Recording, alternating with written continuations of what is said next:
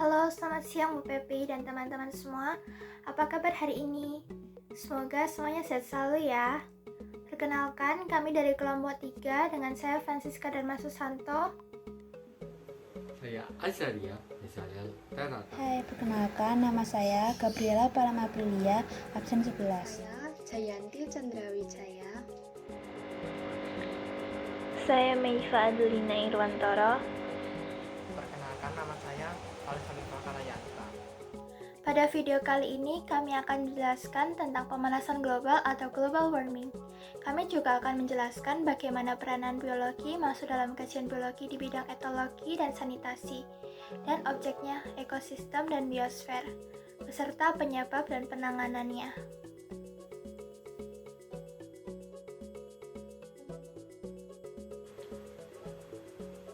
Pemanasan global atau global warming adalah suatu bentuk ketidakseimbangan ekosistem di bumi akibat terjadinya proses peningkatan suhu rata-rata atmosfer, laut, dan daratan di bumi.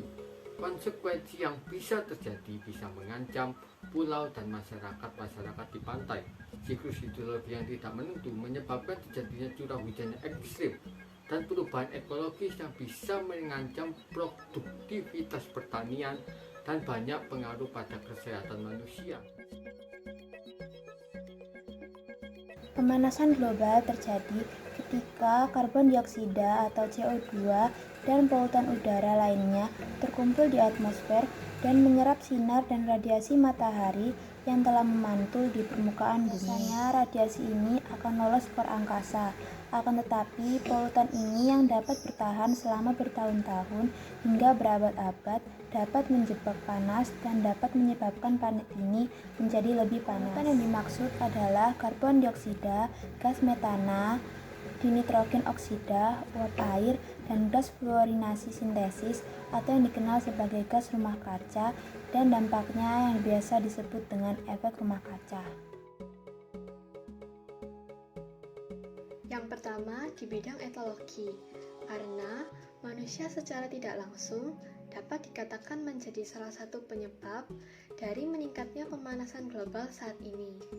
Hal ini dikarenakan oleh banyaknya gas karbon dioksida atau CO2 yang dihasilkan dari aktivitas atau benda-benda yang digunakan oleh manusia.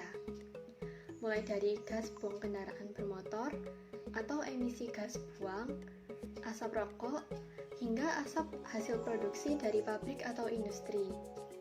Sebagai contoh lain, di Indonesia tidak sedikit masyarakat yang masih mengacu pada tradisi lama, yaitu membakar sisa-sisa sampah dengan tujuan untuk mengurangi sampah yang semakin menumpuk di mana-mana, atau lebih dikenal dengan istilah nabun.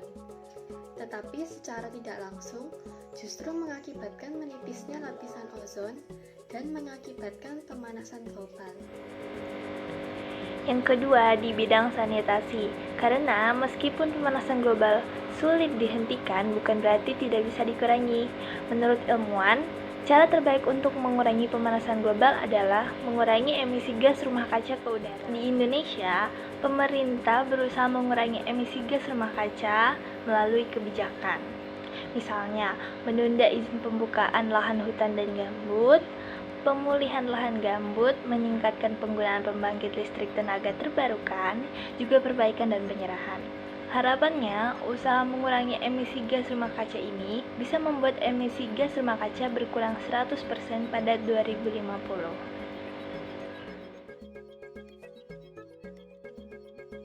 Pada objek ekosistem, pencemaran udara memiliki pengaruh terhadap biotik dan abiotik, dan sampai pada tingkat biosfer karena pemanasan global mempengaruhi seluruh ekosistem di bumi yang berhubungan dengan makhluk hidup.